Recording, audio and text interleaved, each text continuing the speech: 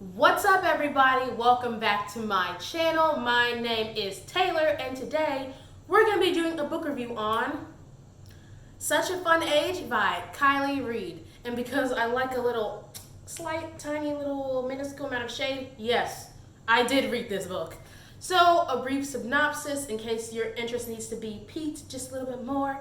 So, our main character, Amira, takes Briar to a grocery store after Mrs. Chamberlain calls her, and this is like around midnight to 2 in the morning, so it's late. And so while they're at the grocery store, a security guard accuses Amira of stealing the child and won't let Amira nor Briar leave. And so because of that incident, other things happen.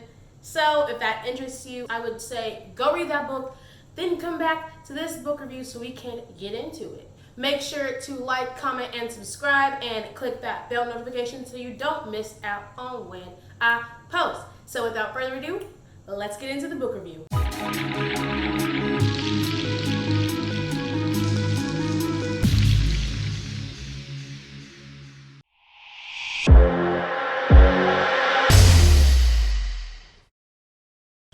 Two-minute recap in 3, 2, 1. Amira takes Briar to the grocery store. The rent-a-cop gets sicked on her by a stupid lady in the store. Now, Kelly actually films the interaction and sends it to Amira. Then we get a flashback of Alix Chamberlain's life in New York up until she moves back to Philadelphia. And then we find out what happened the night that Amira picked up Briar was that the Chamberlain house got egged after Mr. Chamberlain made a racist microaggression comment on the newscast. Now we get Amira's backstory. And then Amira gets Briar a fish for her birthday, which was very sweet. Now, Amira runs into Kelly on the train and invites him to Luca's and then notices that he only has black friends, so red flag. Next, Alix tells her New York peeps her version of the story with Kelly. Then Alix invites Amira and her boyfriend over for Thanksgiving, not knowing that the boyfriend is Kelly. But then it's revealed that Kelly is Amira's boyfriend. And Amira and Briar get to spend a whole week together because Alix is in New York and only took the youngest child. Then, for some reason, Alix gets it in her head that she needs to corner Kelly. And then Alix, once again, gets it in her head to leak the grocery store tape. So then Amira breaks up with Kelly because she thinks that he leaked it. And so then, because of that, Alix then offers Amira a nanny job. But then Amira and her best friend Zara figure out that Alix is the one who leaked the tape. And then here's the real gag. Here is the ultimate gag. We find out that Alix knew that Kelly didn't give the letter to Robbie, the letter I'm going to talk about later. And then we follow some years later for Amira, and then the book ends. Yeah.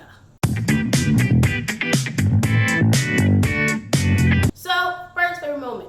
I do really like her friends. I just wish we had more moments with Zara, Josepha, and Shawnee. We see them at the beginning. We see them at Luca's. We see them when Shawnee is celebrating her new job. And we see them at the end for Amira's birthday. Kind of just wanted just a little more of them because I really liked their family knit unit.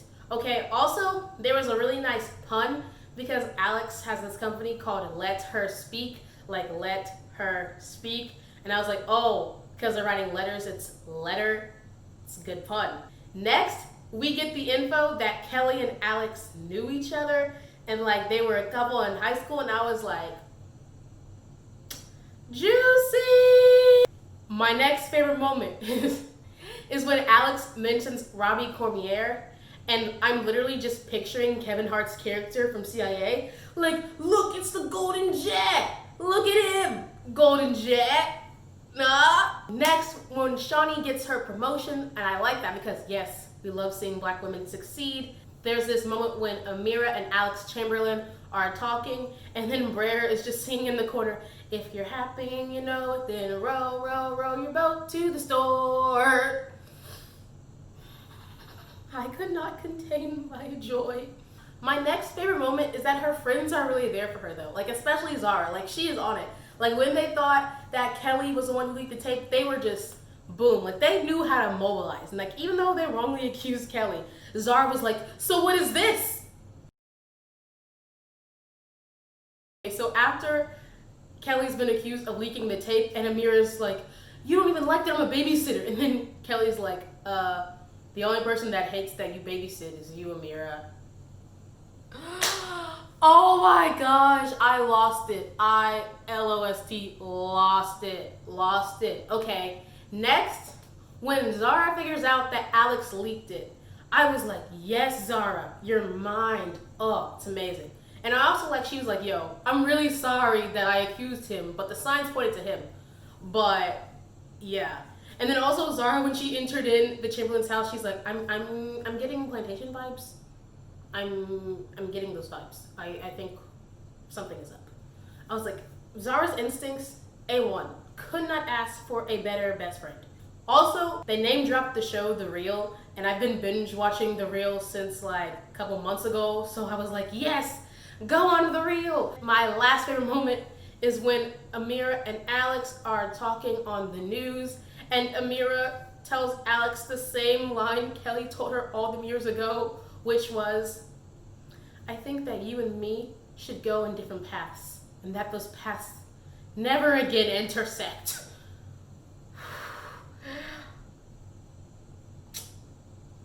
That was a good moment. It was.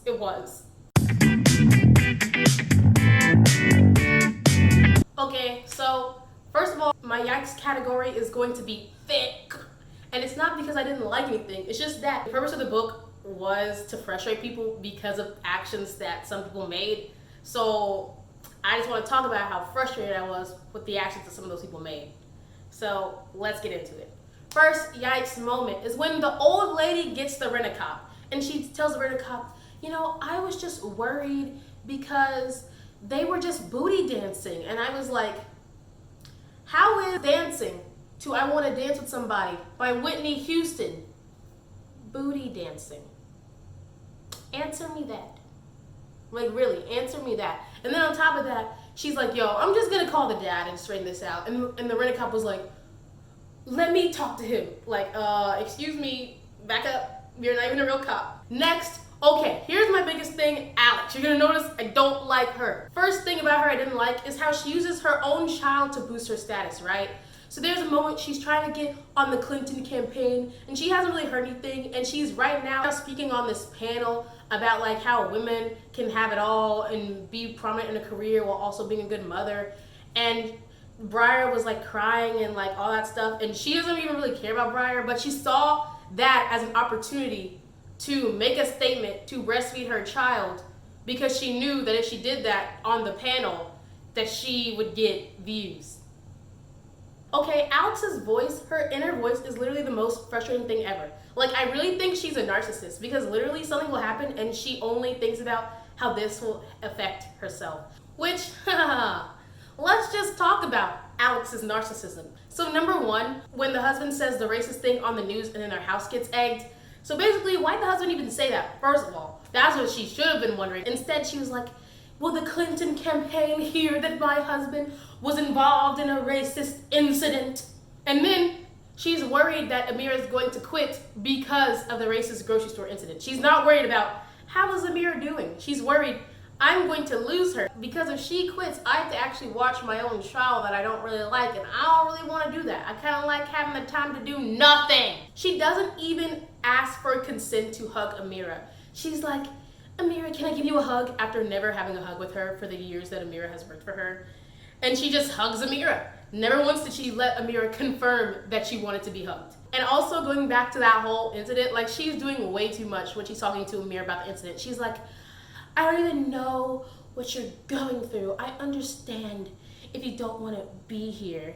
And I mean, like, there's a difference between actually caring, but I think it's really just the switch up because she never actually cared. And like, she even admits that. She's like, I never cared about her. I didn't even know what her hobbies were. I didn't even know what color she liked. I didn't know her birthday. And then also, I don't even think she apologized to Robbie. Like, that kind of frustrated me. So she's like, oh, my senior year is ruined and I have to go to NYU and not Penn State. Robbie got charged with trespassing, which first of all, I don't even understand how he got charged with that because he had the code and he has the letter to prove that he has the code. Number one, I don't understand how he got trespassing. Number two, because he had the drugs on him, he got charged with that and then lost his scholarship, his athletic scholarship. Next Yikes moment. Let's talk about Kelly's red flags. His red flags. So First red flag, when he shows up to Luca's with only black male friends, okay? That's a red flag, right? It's like, why don't you have any other non-black friends, you know what I'm saying? It's not like you went to an all-black, like, high school or like college and like you grew up around only black people. That's not the case. Why are black people your only friends? Next, when Amira's over at his house and she sees that he has the Waiting to Exhale soundtrack, do I even need to explain how that's a red flag? Then, this is the thing that really just pissed me off. He's telling a story, and then while he's telling the story, he says the N-word with the hard R. I don't care if you're retelling a story. You could have said, oh, my brother said the N-word with the hard R. Do you see how simple that is? Wow. Do you see how you don't need to say the N-word to say that someone else said the N-word? It's very simple. Also, his sexism in Cleveland. This isn't about the racism red flag, but it's his sexism. So he goes on a trip to Cleveland and he has to talk to like this head honcho. And so he goes to introduce himself to this dude because he thinks that the dude is the head honcho, but really the dude is the assistant to the woman who's the head honcho. Sexist. Next, okay, so he takes Amira to a bar with John Wayne dedication wall, and John Wayne has said some very terrible stuff, like supporting white supremacy. Next, none of his girlfriends were white. And you may think, oh, it's a preference. Is it a preference? Or is it fetishizing black women? After the whole news segment, instead of asking her, hey, are you okay? I saw what you went through. He was like, I knew you could do it. Oh my gosh, I'm so proud to uplift the black woman. Last but not least, at the end of the book, Amira is at the farmer's market and she sees him with another black girl and she overhears him saying, look babe, let me see if I can sell my shea butter at this farmer's market. Get out of here. Red flag galore. Leave. Next, we're gonna flash back in time because we've talked about all of Kelly's red flags. We're gonna flash back in time to when Alix, for some reason, thought it was okay to snoop through Amira's phone, right? And then, okay, here's my thing. Alix is snooping through the phone and she's looking at the music and she's like, I don't recognize these names. I don't recognize J. Cole, Tyga, Big Sean, Travis Scott. Like, do you want me to hate you? Next yikes moment is this microaggression. So she and Amira are drinking wine and Amira's like, I'm not a connoisseur of wine. And then Alix's head, she's like, oh my God, Amira knows the word connoisseur. I'm so impressed. Like, well, why are you impressed that she knows the word connoisseur? But also, Alix lacks responsibility. And that's my biggest thing. Okay, so she blames Kelly for what happens with Robbie. Like literally, when she was talking about at the gas station, she told Kelly, this is just as much your fault as it is mine. I was like, first of all, no. He told you he didn't get the letter, number one. So that's not his fault that Robbie got the letter. Number two, who called the cops? You or him? You made the decision. If you're gonna call the cops, you need to stand in you calling the cops and not blame other people. So you're probably trying to figure out why I mentioned that Amira got Briar a fish. It's because of this yikes moment that Alix makes Amira get a new fish because she didn't want to tell Briar that the old fish died. And the thing that pissed me off was that in order for Amira to get the new fish, she couldn't take Briar to the dance party, and Alix wouldn't take Briar to the dance party and meet her at the dance party. She totally could have taken her. And you know why? Because in my head when I'm reading it, I was like, oh, maybe this meeting is happening during the same exact time as the dance party. This whole thing is happening at like 8 p.m. The dance party was way before that. It was in the noontime. So Alix is just lazy. Next yikes moment is now how, because Alix is trying to be sensitive to Amira, Alix is trying to pretend that she's not rich. Obviously you're rich, otherwise you wouldn't be hiring Amira for the amount of time and paying her the high rate you're paying her. Because if you can take your youngest baby and do nothing, I'm pretty sure you can take Briar too. So obviously you're rich. And then she's like, oh, I'm cutting back on everything. But then she's like, oh, we have 2 caterers for our Thanksgiving serving us. Oh, how down to earth are you, sweetheart? Not at all. Are you ready for this? It's that Amira does not care. She does not care in the slightest. Like, she really is not bothered. Next yikes moment, when Alix is thinking about Amira and how Amira doesn't really know her, and she's like, Amira doesn't even know that one of my best friends is black. Alix is once again reading Amira's phone to see that her flight to visit her family for Thanksgiving has been canceled. And so Alix is like, woo, Amira can't see her family. That means that I can have her stay at my house for Thanksgiving. And so she just smugly talks to Amira like, I think you really need to check on the status of your flight. I would hate to say this, but it's storming. Knowing good and happy well that the flight was already canceled. And so literally she's like, Amira will get over that she can't go because why wouldn't she want to come to my house? She probably wants to see her family for Thanksgiving. And then Alix is like, I'm so proud of myself for having African Americans in my home for Thanksgiving. Aren't I so progressive and woke? Next yikes moment is when Amira's talking to Tamra and Amira's beating herself up for having a 3.1 in college. And I'm like, girl, that's a 3.1. A 3.0 is straight B's if you need that adjustment. You're doing fine. Next yikes moment when Alix and her NY friends are being all snooty and having brunch together, and Alix is like, I need to tell Amira about all these things with Kelly. And Rachel's like, well, Amira's grown. And Alix is like, she's not grown! And Amira's 25. Almost 26. Take several seats. Despite it not being her place in the slightest, Alix tells Amira to be careful with Kelly because he's hurt Alix and possibly has a black girl fetish. And I'm like, that's not your place, sweetie. After telling Amira about Kelly, then Alix stalks Kelly and corners Kelly until they're basically having a who's more racist debate in a bistro. Kelly v. Alix. Alix accuses Kiley of fetishizing black people. Oh wait, sorry. Was that a Freudian slip? Did I say Kiley fetishizes black people?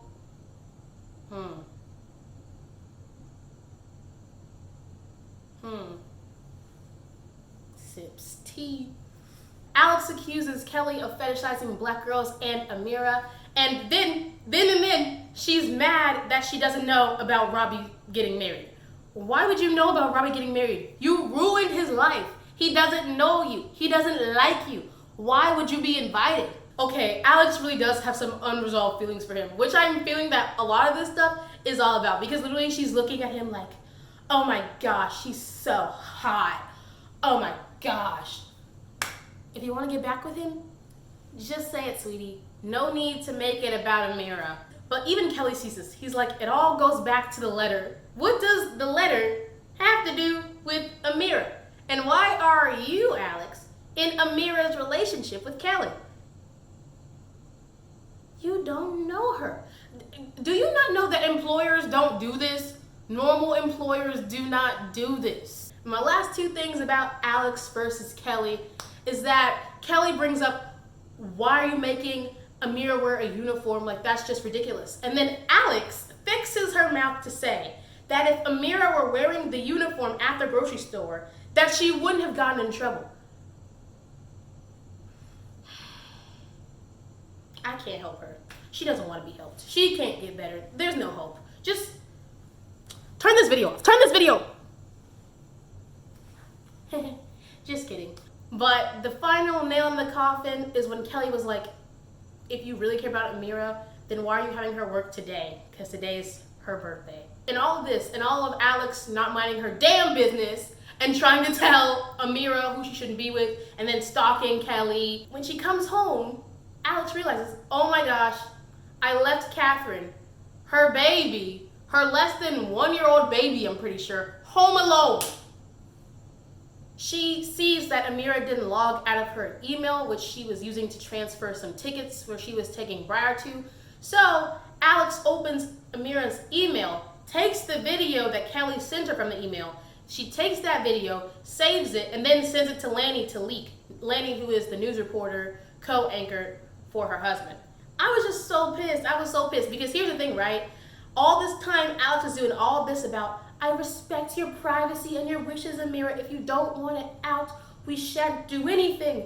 And now, because she feels like she's going to lose Amira to Kelly, she's like, leak this right now. Boom. It was strategic because she knew that Amira wouldn't think that she had it. She'd think that Kelly would have it, which once again would drive a wedge between Kelly and Amira, which is her goal, because secretly Alix still wants Kelly. So then also, I'm so upset, I'm so mad that Amira has to take the Green Party job because she realizes that, oh, I have to leave Alix because racist. And so I hate it even more that Alix, once again being a narcissist, thinks that Amira took the job to spite her because Alix is trying to work with Hillary Clinton. No one cares that you're trying to work with Hillary Clinton, okay? And here's my last Yikes moment. Perhaps the one that takes the cake, besides Alix leaking Amira's tape without her permission. Alix finds out on the last day after graduation, after cleaning out the lockers, she finds out that Robbie's locker was underneath Kelly's and that there was a hole in Kelly's locker. So sometimes the letters would go from Kelly's locker to Robbie's locker.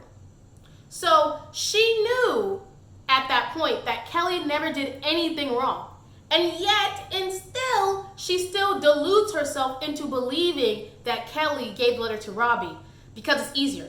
And she tells her friends that that's what happened, when it's a lie. And literally, if you read the text, she says, it was freedom to follow the narrative that suited her best. Trash.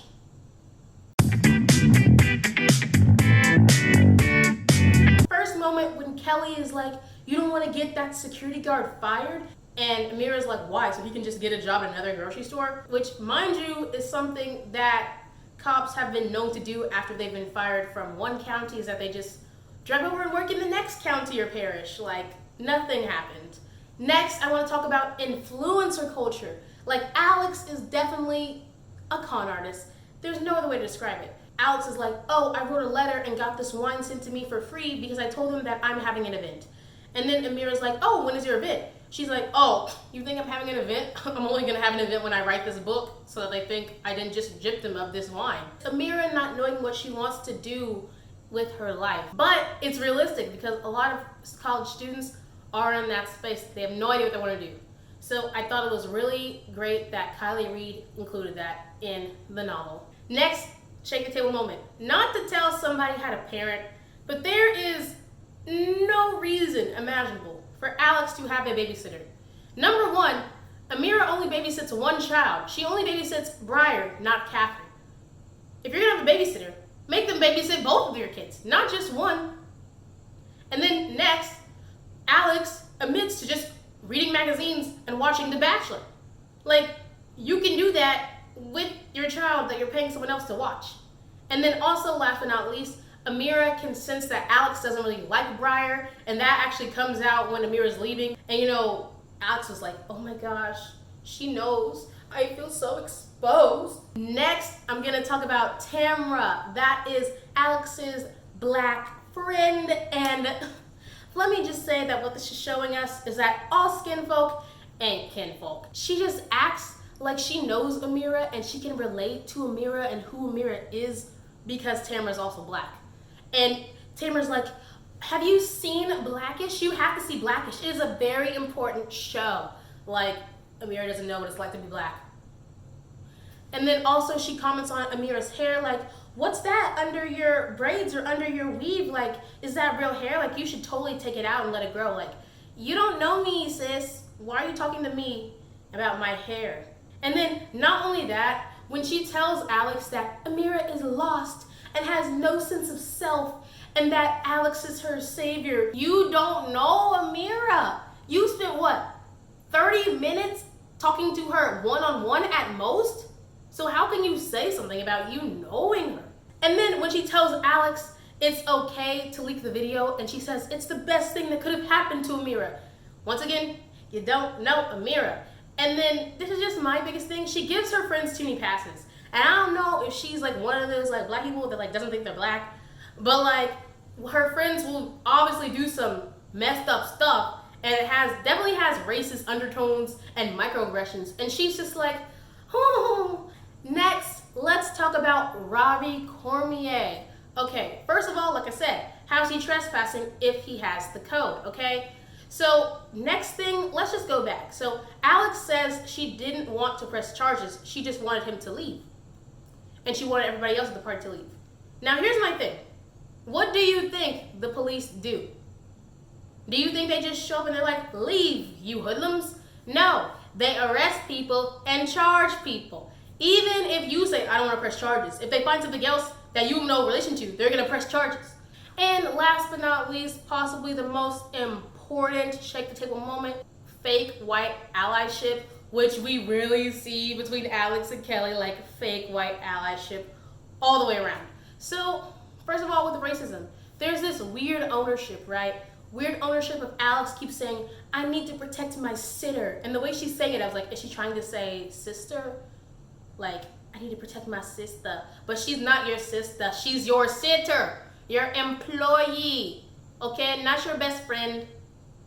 Your employee. Someone that you have employed. And then also, this is my biggest thing. So Alix and Alix's husband, don't know his name, don't care. I think it's Peter. It may not be.